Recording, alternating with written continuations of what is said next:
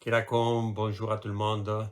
Aujourd'hui, je voudrais vous proposer dans cette courte vidéo 4 étapes pour arriver à concrétiser vos priorités. C'est José María Cantal, coach ici à Alger. On y va. Première étape, aussi paradoxale que ça puisse paraître, pour avoir des priorités, il faut apprendre à renoncer à quelque chose. Pour que vous puissiez avoir plus d'énergie, plus de temps, plus d'argent, il faudra renoncer à quelque chose qui prend votre énergie, votre temps, votre argent.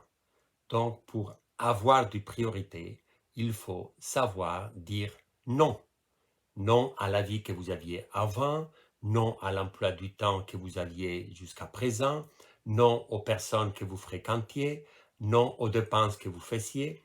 Tout ça parce que avoir une priorité, ce n'est pas avoir une chose de plus à faire, mais une priorité est ce qui passe en premier avant tout le reste, y compris vos habitudes anciennes. Deuxième étape que je vous propose, c'est de formuler votre priorité de manière positive. Au lieu de dire « je ne veux pas être gros », dites-vous « je veux maigrir ». Au lieu de vous dire « je ne veux pas perdre mon travail », dites-vous « mon but est d'avoir une promotion professionnelle ». Au lieu de vous dire « j'ai honte de mon niveau d'allemand », dites-vous « je peux m'inscrire et m'investir dans l'étude de cette langue ».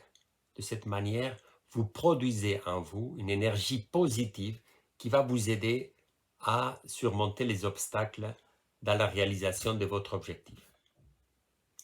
Troisième conseil que je vous donne, progressez petit à petit. Ne brûlez pas les étapes. Ne vous dites pas, mon objectif c'est de perdre 20 kilos dans un mois. Dites-vous, c'est plus raisonnable, je veux perdre 7-8 kilos dans un mois, par exemple. Ou au lieu de vous dire, je dois avoir 100 000 likes sur ma chaîne YouTube avant la fin du trimestre. Dites-vous, par exemple, je veux mieux soigner mes posts, mes publications.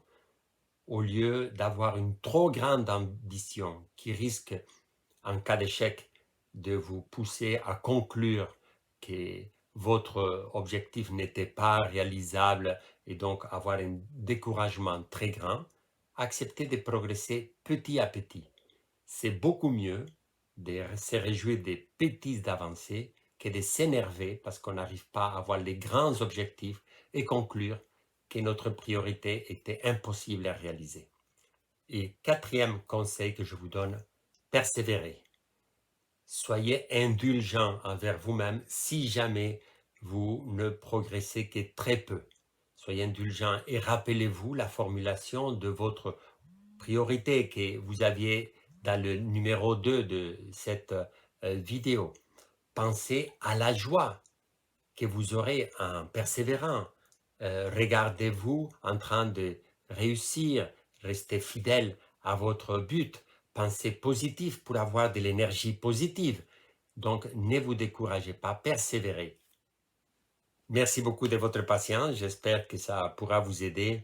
En tout cas, je vous souhaite beaucoup de bonheur et que Dieu vous aide en tout ce que vous entreprenez pour réaliser vos objectifs. Ciao!